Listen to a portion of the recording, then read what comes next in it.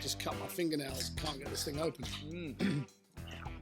Amateur. You know, calloused finger, calloused pointer to do it. Went through a phase in college where I just opened it with my mouth. Yeah. Popped it, yeah. How are you, Michael? Good, Edward. How about yourself? I'm doing very well. Episode 7. Made it Here to we 7, baby. Lucky number 7. How's the week? Good week so far. Yeah. It's been very rainy here in Atlanta. Today's is nasty, but it's warm though. I'll take it. I'll take warm and rainy versus cold and rainy for sure. Yeah, for sure. So the week started off Super Bowl Sunday. Yep. The Kansas City Chiefs did exactly what I said they were going to do. They American won by champions. 2 scores, and they are the world champions because they're the best football team in the entire world. Yeah, we're not going to go down that rabbit hole again. No. So we watched the you know how I feel. parade yesterday, the World Championship parade for the Chiefs. And Ed once again made his asinine argument that the Chiefs weren't the world champions because they didn't play everyone in the world.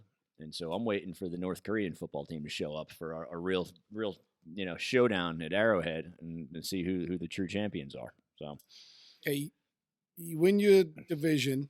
No, Yep. you win your conference. Yep. You're conference champs. Conference champions, yep. Right. You're playing against 3 other teams who have a chance to be the What's your division? NFC Division. South Conference champ. Okay.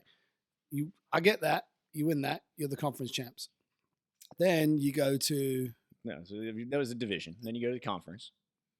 whatever. Sure. You win that. You're conference champs. Yeah. And then all of a sudden, you play against the other team in the other conference. Correct. In the Super Bowl. So you go from being divisional champs to conference champs. Correct. Then you win one more game, and all of a sudden, you're the world champs. If that game is the Super Bowl, you are correct. You are the world champs. If it's You're the the Super state, Bowl if champs. it's the state high school championship game, then you're the state champs.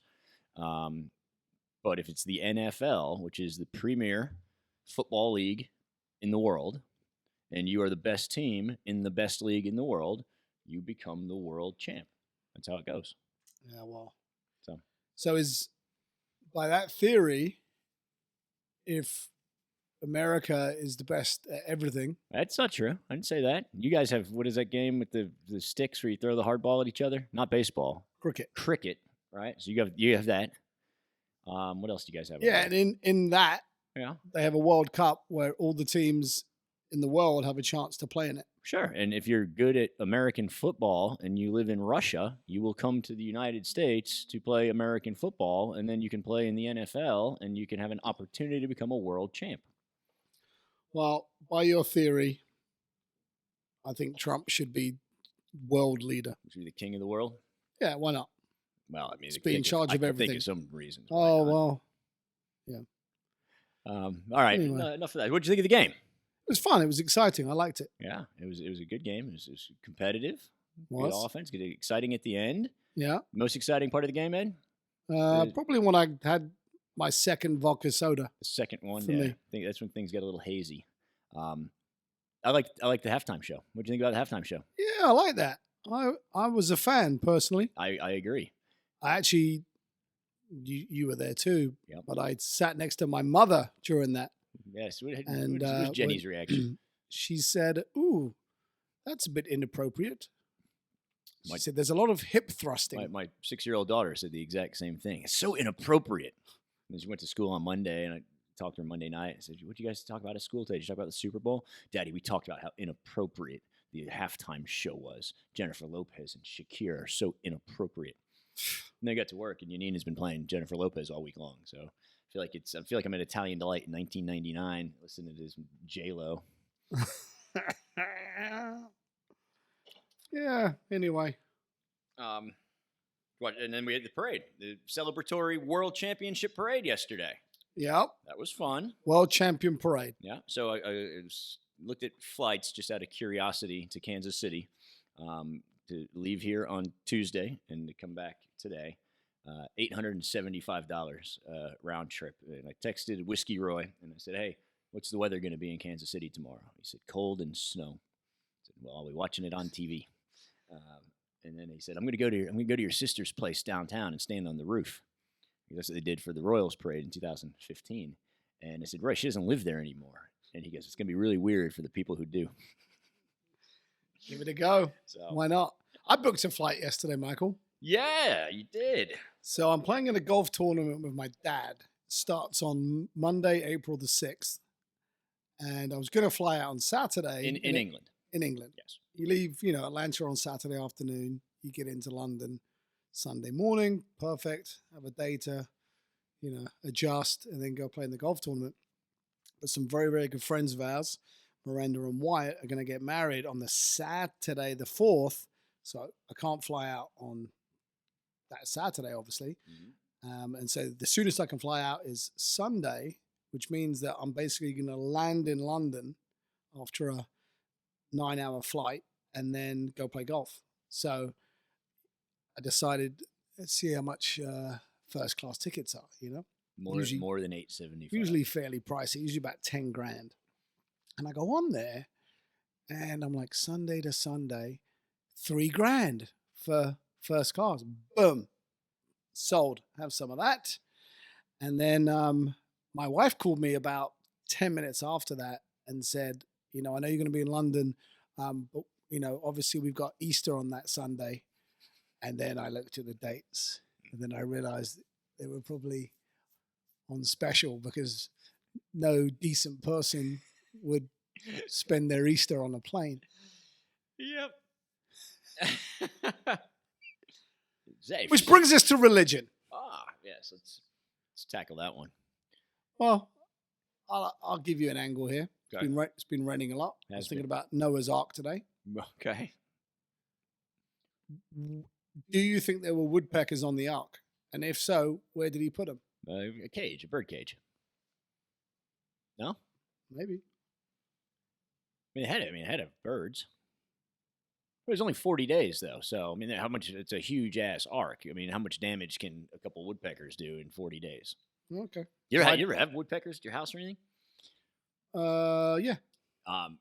We had a house that we were renting for a while, and it was like wood siding, and the knots over time would either get pecked out by the woodpeckers or whatever, and we would know that spring was coming because a family of birds would nest in the friggin' wall that separated like my bedroom from the outside, and you'd hear birds, little baby birds. It was terrible. It's not fun. And then the squirrels would get in, and you'd hear the squirrels clawing around on the other side of the wall. So I got my BB gun. I sat down on the back deck and just wait for them to pop their little heads out and take shots at them. And I didn't get any. So Baker, your conservationist, the furries, all that. I didn't get any squirrels, but I scared them. So there you go. Yeah. So back to Noah in the ark. Let's just start with that. If that story's true, all of them are true, right? Yeah. If that's What did the animals eat?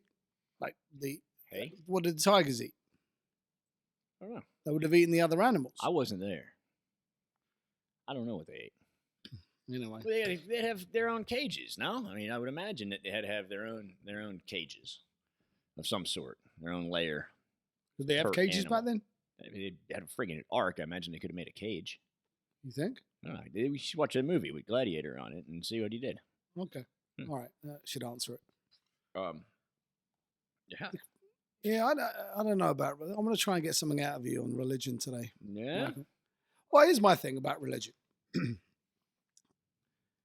If you go with one of the religions, right? You got to hope you pick the right one. Well, if you go with one of them, it means that all the other ones are wrong. Correct. All right. That was the only question I had. Yeah. So I think that it's good to have something to believe in. It's good to have something to hope for. It's good to have something to aspire to be or a way to be. And if your religion teaches you those things and helps you navigate that path, God bless you. If it asks you to strap a bomb to yourself and go blow some people up, it's not the kind of religion I'm down with. All right. Do you believe in life after death, Michael? I hope for it. Me too. I hope for it. I mean, I hope I'm going to win the Mega Ball tonight as well. Yeah. But it's unlikely because I buy haven't a bought a ticket. Yeah. But oh yeah, I hope for lots of things. Yeah, I wish I was about 3 inches taller, 6'3". That would have been nice. Yeah, I've been this height for a while now. I'm kind of used to it. I don't know what I do. It's kind of like having hair, you know. So our buddy JP, we had a conference call probably about a year and a half ago. He goes, "Hey, you gotta call me after this call, video call." All right, so I call him. He goes, "Hey," he goes, "Did you notice on the call today how thick my hair is looking?" I did not notice. I did not notice at all. He goes, "Man, I got this stuff. My wife got me this stuff, and I tell you, my hair's coming in thicker than ever now." Nice, good for JP. He goes, I can hook you up. And I said, honestly, bro, I don't even know what I've had no hair for so long. I don't even know if I'd want it. I don't know what I would do with it. It sounds to me like it'd be a pain in the ass. You're going through time management today, and I'm like, all right, my morning routine does not consist of combing my hair. Yeah, but you have to shave it. I shave it every day. Yeah, it takes me 2 minutes. So while you're shaving your head, I'm combing my hair. Yeah, but you got to put product and stuff in it. That was always a big pain in my ass. And I don't know. And then God forbid you sweat and it gets in your eyes and burns your eyes. That's what your eyebrows are for. That is specifically what eyebrows are for, to stop your hair product from getting in your eyes. Yeah, pretty much. I don't know, man. Like, remember in high school, football season, you want to have your hair spiked up nice, for school, and then you put a damn helmet on and you start sweating and your eyes sting, and sounds like a pain in the ass to me. Well, that's why you have eyebrows.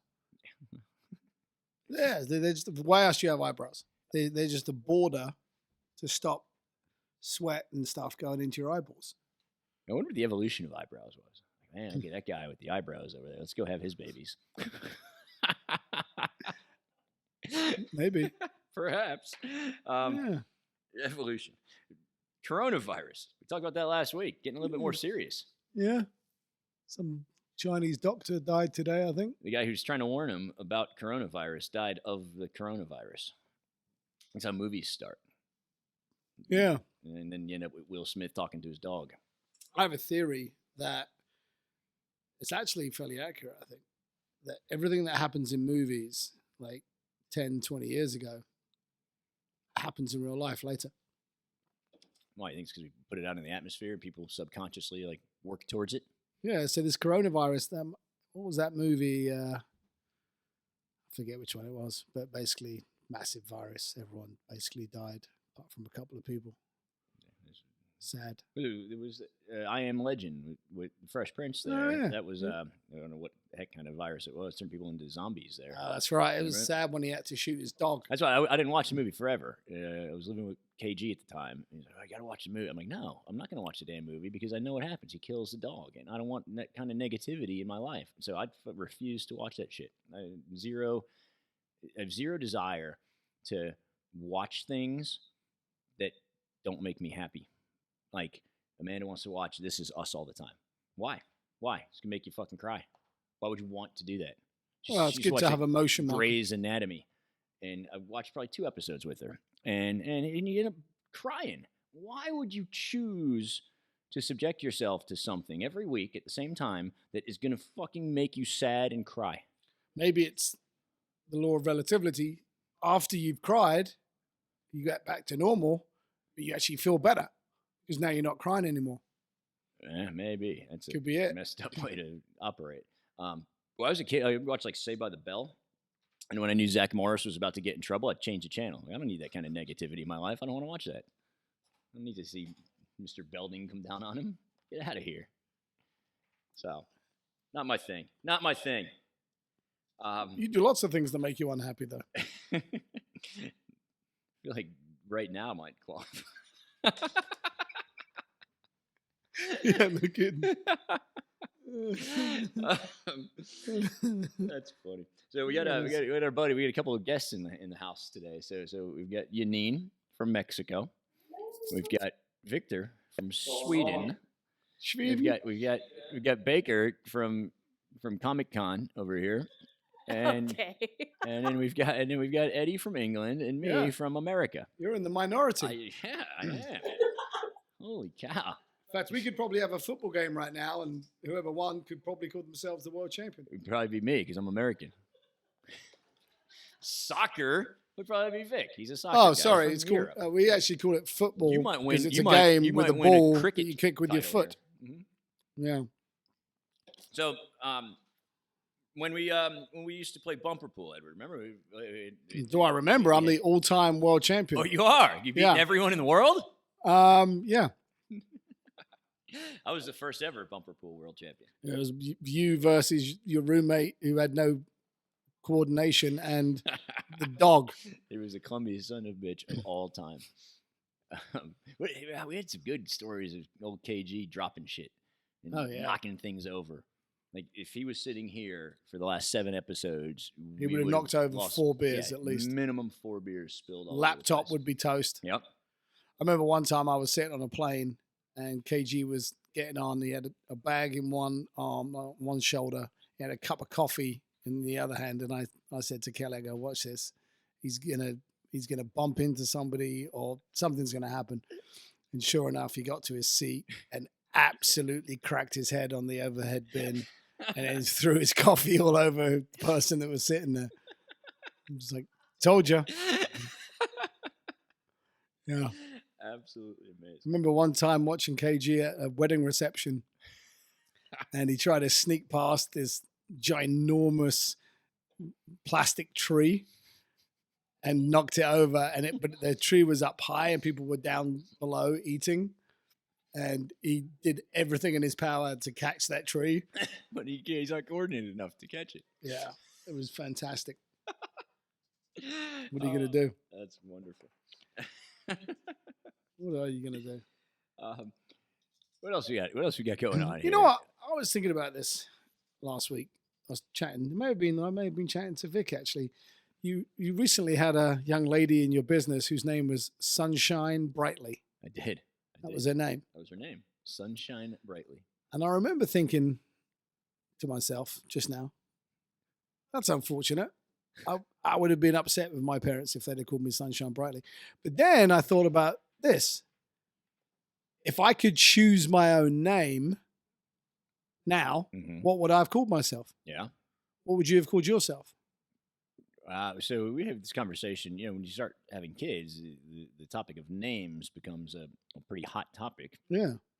I'm a traditionalist. I like normal names. You remember old George Carlin talking about names? And I don't remember that. Oh, it's great. You got to check it out. Okay. But he says, you got Mikey and Nicky and Joey and Billy, and then you line them up if they're going to fight against Blaine and Blake and Blair. Who's going to win that fucking fight? It's true. And that was the battle we had, Amanda and I, with the name. She wanted to name Mikey like Easton or Walker. Yeah, like, Kelly wanted to call Jack Bear. Yeah, no chance. Those are last names, first off, right? And then you can't have like 2 last names. Just like you can't have 2 first names. What's your name? Mike Sean. That's not a fucking name, right? You have a last name and a first name, one of each, right? And then a middle name if you're lucky. So I would pick a traditional name. My dad is Michael. I'm Michael. My son is Michael.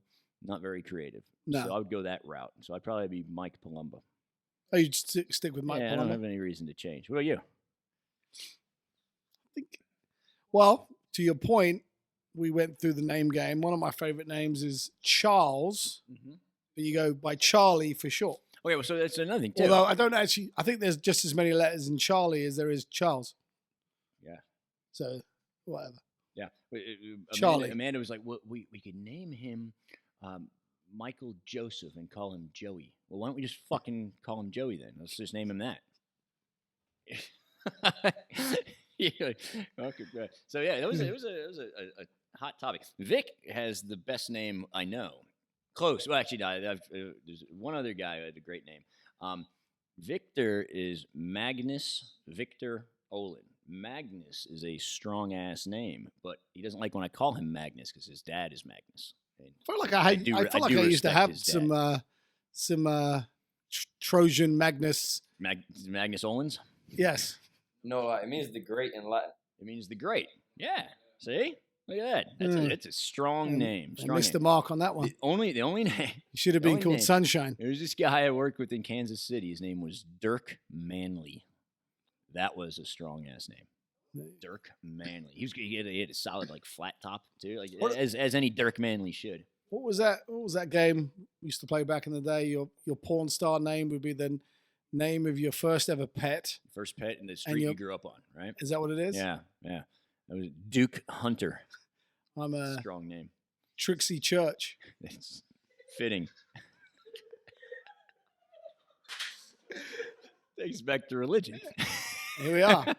How did that happen? Trixie Church, the porn star. Yeah. Google her. Yeah. Wait, so we're doing some karaoke tonight. The Oh, you are? the Nice. Office night, and I know you're quite the showman on stage. Yeah, I have an alter ego. His name's Richie Chivers. Yep. First ever British-born country music star. Does an amazing Wonderwall. Yeah, does a few things.